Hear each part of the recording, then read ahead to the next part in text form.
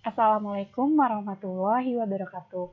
Perkenalkan, nama saya Vina Larasati dari kelas Praktikum Audit B. Di sini saya akan menjelaskan modul 2 terkait dengan siklus penjualan dan penagihan piutang usaha.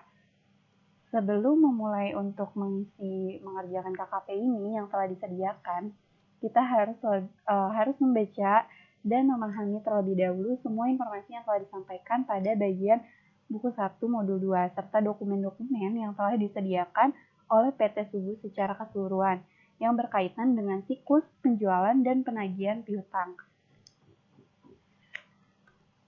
Untuk mengetahui ICQ pada penjualan dan piutang bisa dilihat pada buku 1 halaman 46 sampai dengan 50. Di sini sudah ada ICQ yang telah diisi oleh Lita dan diperiksa oleh Dimyati untuk penjualan dan piutang. Nah, pada program audit pada siklus penjualan dan penagihan piutang ini, tujuan audit yaitu untuk meyakinkan bahwa pada piutang usaha yang pertama ada piutang yang tercatat merupakan tagihan yang sah dan merupakan milik perusahaan. Yang kedua, semua tagihan perusahaan telah dicatat dengan lengkap dan tepat dalam sisa batas. Yang ketiga, cadangan piutang tidak tertagih atau penghapusan piutang telah dinilai dengan cukup memadai. Yang keempat, piutang yang dijadikan jaminan atau dihipotekkan telah diungkapkan dalam laporan keuangan secara memadai.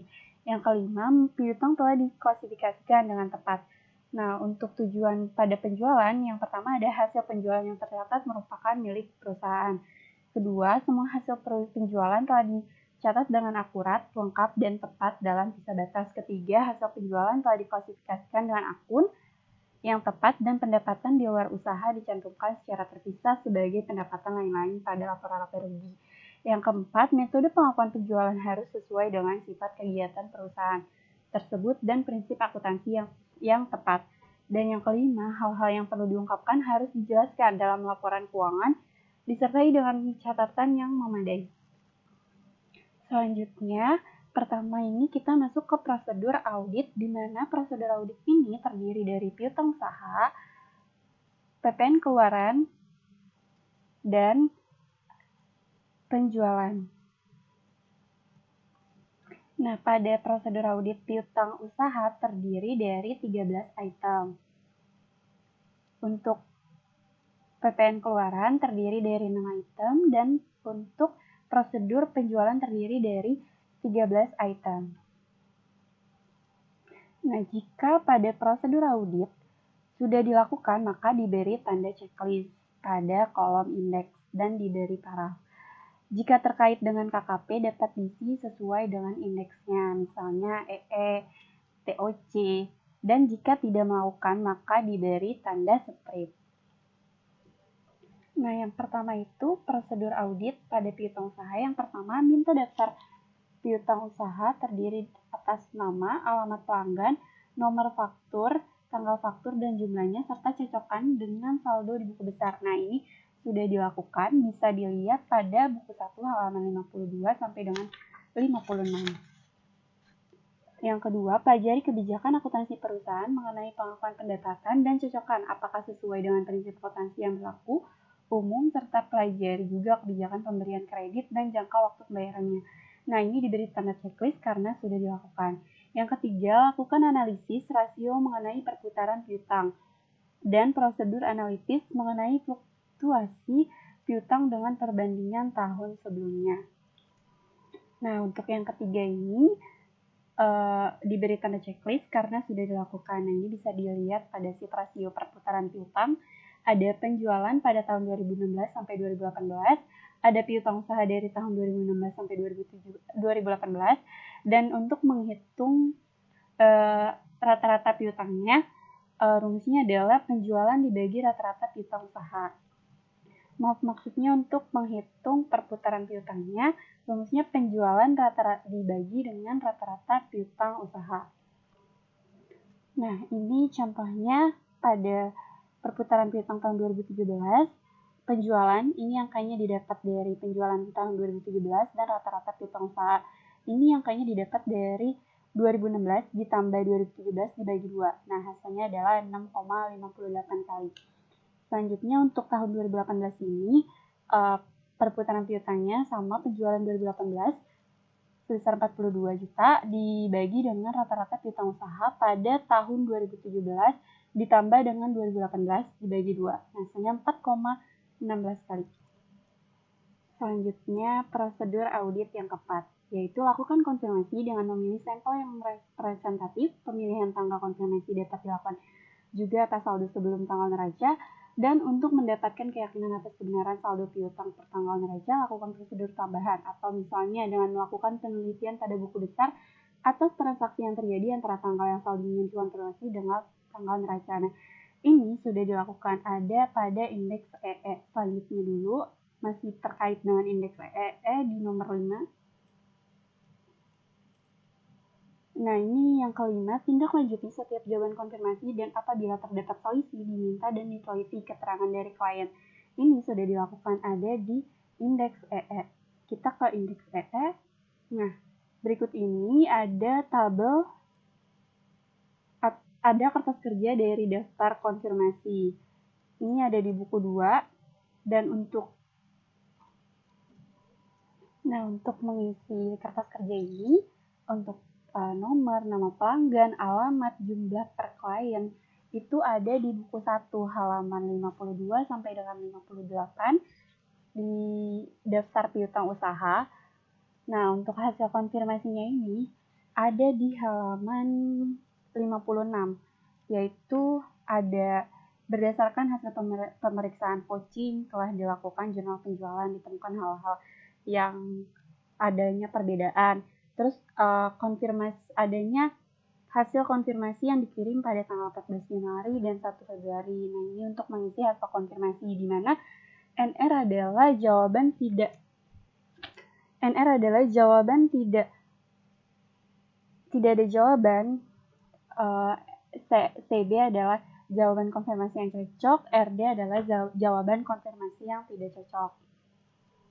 Nah, ini misalnya untuk PT Krakatau, yaitu PT Krakatau tidak menjawab konfirmasi 1 dan konfirmasi 2 juga tidak dibalas. Nah, jadi hasil konfirmasi 1 dan konfirmasi 2-nya NR, yaitu tidak ada jawaban.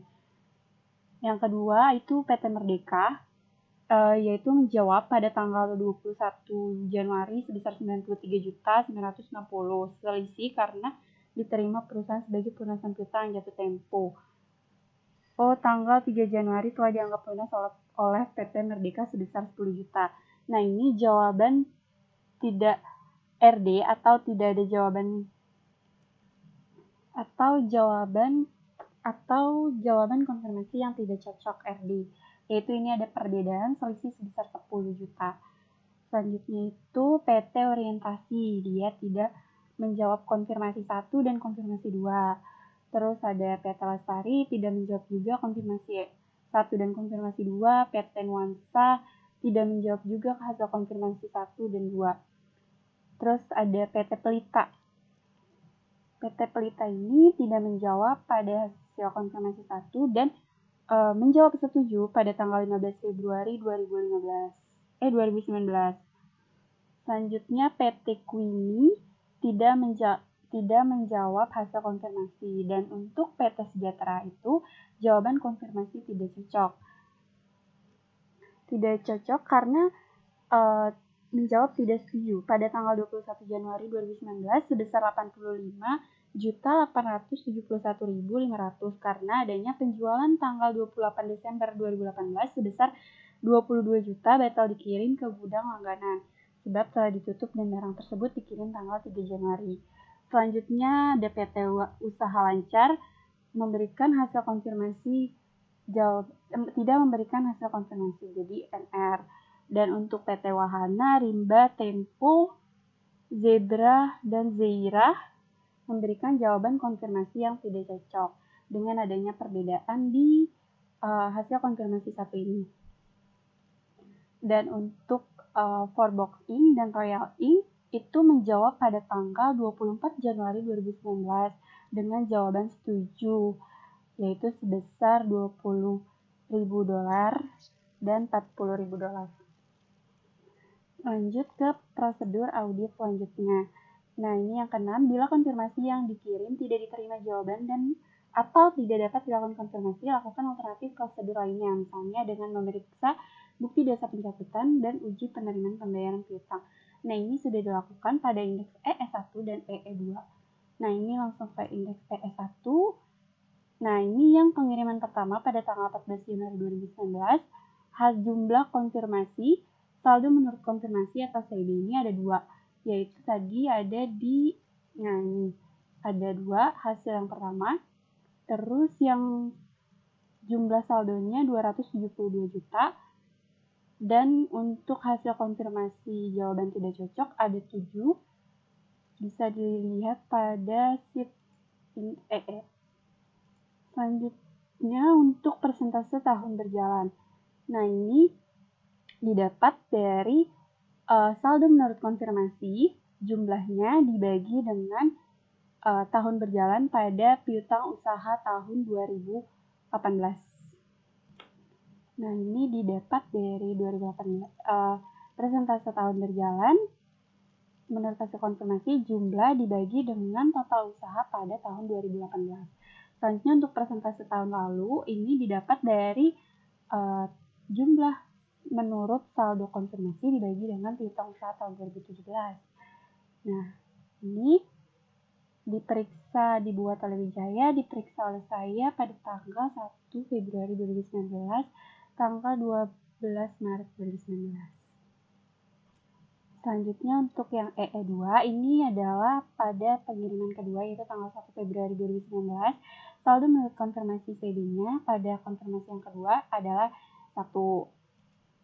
Nah, ini untuk persentase tahun berjalannya, yaitu saldo menurut konfirmasi dibagi dengan piutang usaha tahun 2018. Dan untuk persentase tahun lalunya, saldo menurut konfirmasi dibagi dengan total piutang usaha tahun 2017. Selanjutnya, prosedur audit yang ketujuh, lakukan subsequent recent test terhadap pembayaran piutang setelah tanggal neraca atau laporan posisi keuangan. Ini sudah dilakukan, ada di indeks EE. Kita ke indeks EE, nah ini penerimaan setelah tanggal laporan posisi keuangan. Nah, ini yang pertama PT Krakatau tidak ada perubahan.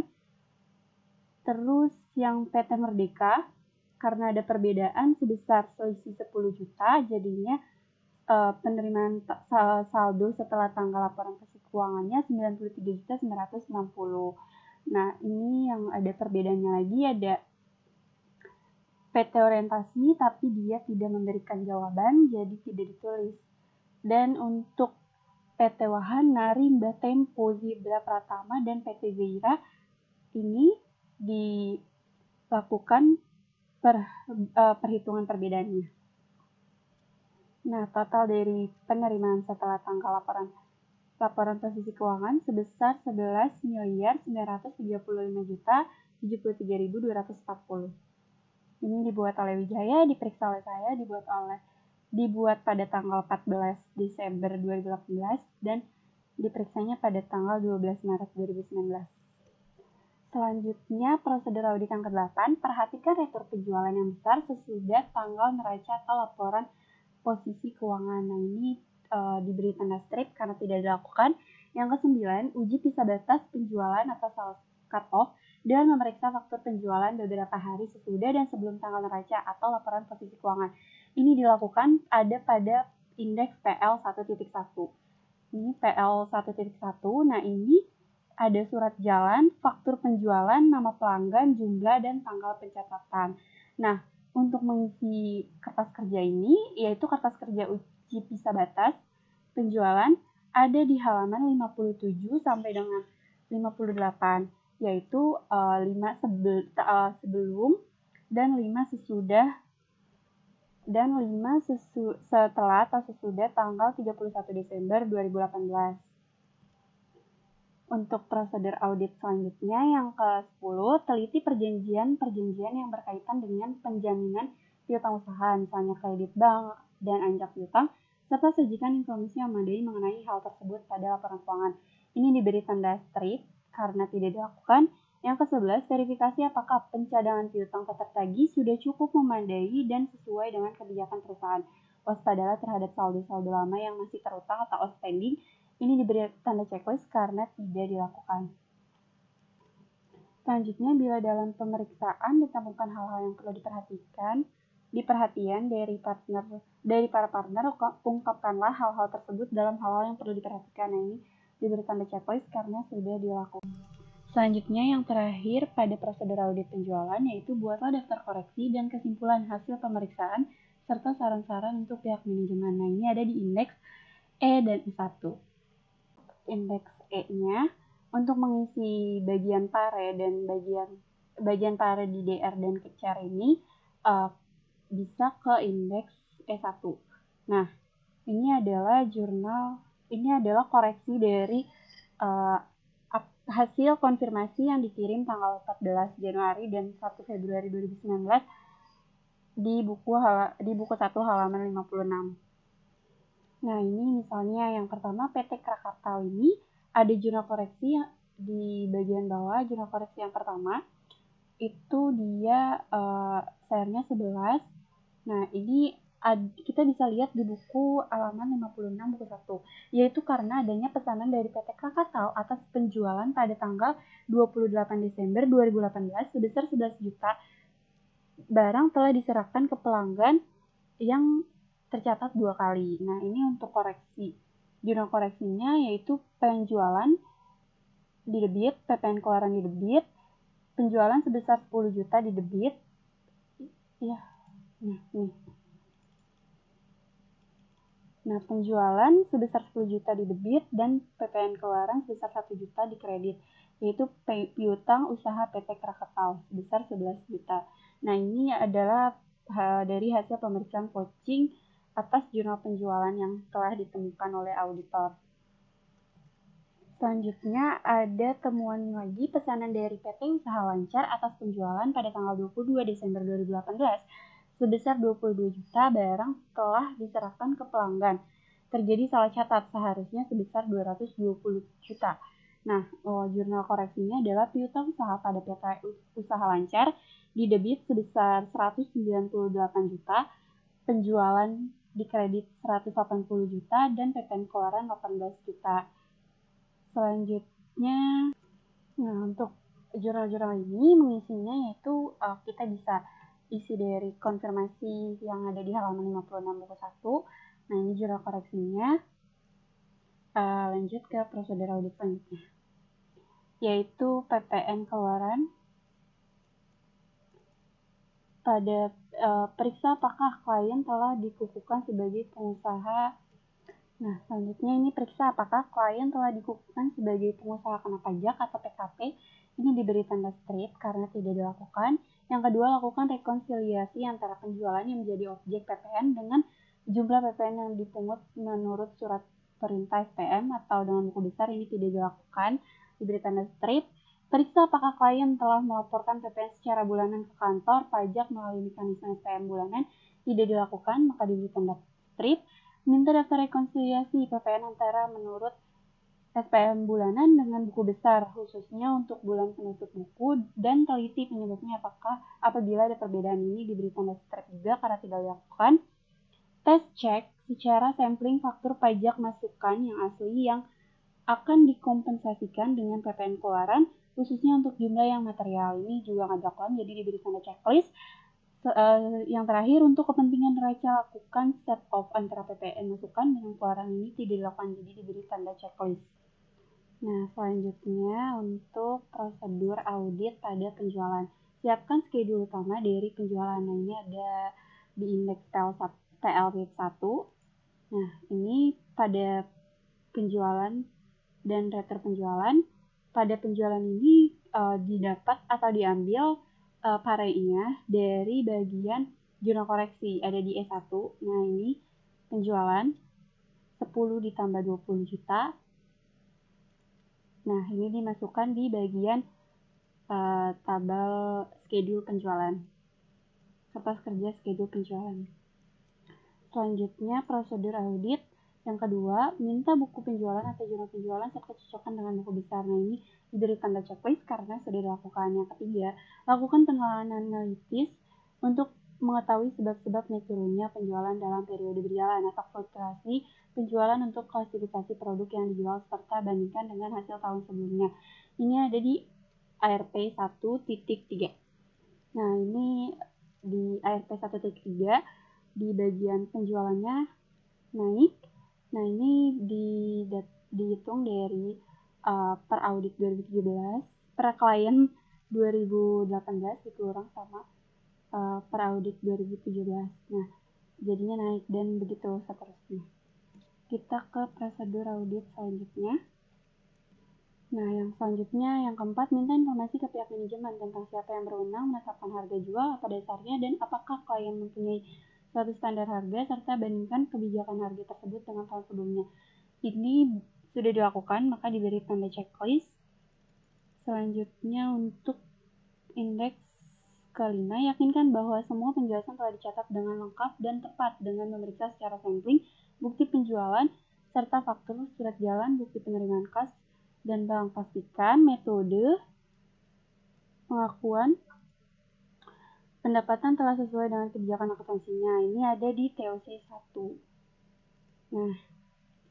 Nah untuk indeks uji transaksi penjualan dan piutang ini surat jalan, faktur penjualan, nama pelanggan, dan jumlah serta bukti pendukung, otoritas setting, dan periksa pencatatan ke bukti penjualan, kartu piutang, dan buku besar ini ada di dokumen-dokumen buku 1 halaman 62 sampai dengan halaman 67. Nah, untuk tahun 2018-nya ini buktinya ada, bukti pendukungnya, otoritasnya ada, terus buktinya juga ada. Setelah dilakukan dengan benar, periksa pencatatan ke bukti penjualannya, ada kartu piutang, buku besar. Nah, tetapi untuk tahun 2019 ini tidak ada bukti pendukungnya, karena tidak ada di dokumen-dokumen. Selanjutnya, prosedur audit yang keenam. Waspada terhadap dokumen penjualan yang tidak berurut. Hubungkan pemeriksaan tersebut dengan pergerakan persediaan untuk mendeteksi adanya penjualan yang tidak dibukukan. Nah, ini tidak dilakukan, jadi diberi tanda checklist. Yang ketujuh, dalam faktur atau nota debit dengan daftar harga atau kontrak bila ada perkalian banyaknya barang dengan harga satuan, penjumlahan, dan pengurangan atau potongan, serta persetujuan atas syarat-syarat penjualan. Ini ada tadi di TOC 1 sama. Selanjutnya untuk prosedur audit. Yang ke-8, waspada juga terhadap kemungkinan adanya harga transfer atau transfer pricing untuk penjualan ke perusahaan afiliasi, juga terhadap penjualan yang tidak dipungut PPN. Lakukan rekonsiliasi penjualan menurut buku besar yang dilaporkan menurut SPP masa PPN ini tidak dilakukan, jadi diberi tanda strip. Yang selanjutnya, 9. Selama beberapa hari sebelum dan setelah penutupan tahun, bandingkan buku penjualan dan transfer pembukaannya ke jurnal dan buku besar, serta yakinkan bahwa semua pencatatan telah dilakukan dalam periode yang bersangkutan. Ini sama ada di TOC 1, di bukti pendukung, otoritas. Terus yang selanjutnya, yang 10, waspada terhadap letter penjualan yang besar apabila terjadi setelah tanggal neraca. Adakah pengujian untuk pendekatan akun persediaan, piutang usaha, serta penerimaan kas atau bank sehubungan dengan letter penjualan tersebut. Ini ada di PL 1.1. Nah, ini untuk penjualan dan letter penjualan yang bagian parenya itu didapat dari jurnal koreksi. Selanjutnya, periksa kecermatan pembukuan hasil penjualan cicilan konsinyasi, penjualan sewa beli, pemborongan dengan jangka pembayaran atau penyerahan lebih dari 1 tahun, cocokkan dengan kontrak penjualan yang telah dibuat dan dibandingkan realisasi dengan kontrak tersebut. Ini telah dilakukan, jadi diberi tanda checklist. Yang ke-12, pastikan bahwa semua hal-hal yang perlu diungkapkan dalam laporan keuangan telah diperoleh informasi secukupnya pada saat kerja lapangan atau field work. Ini telah dilakukan, jadi diberi tanda checklist. Dan yang terakhir, buat daftar koreksi yang diperlukan serta kesimpulan dan komentar hasil pemeriksaan. Ini ada di S1 dan PL1. Maaf, ini ada di S1 aja. Di bagian S1 ini ada jurnal koreksinya dari 1 sampai dengan 10. Selanjutnya ini ada komentar yaitu catatan pemeriksaan piutang telah dilakukan compliance test atas piutang usaha dalam memeriksa bukti penerimaan. Pemeriksaan tersebut dapat dilakukan dengan beberapa hal: kebenaran jurnal dan kelengkapan dokumen, pengawasan terhadap piutang yang telah jatuh tempo dan limit. Yang kedua, berdasarkan hasil pemeriksaan dari piutang ditemukan dapat dilihat dari sheet E1 ini dan pada jurnal. Telah dilakukan subscan dapat dilihat pada EE. Nah, ini ada menurut auditor atau saya, saldo atas piutang usaha telah disajikan secara wajar dan sesuai dengan standar akuntansi keuangan yang berlaku. Dan kesimpulan yang terakhir untuk catatan pemeriksaan penjualan, saldo atas penjualan telah disajikan secara wajar dan sesuai dengan standar akuntansi yang berlaku. Sekian penjelasan dari saya, Vina Warsati. Kurang lebihnya mohon maaf. Wassalamualaikum warahmatullahi wabarakatuh.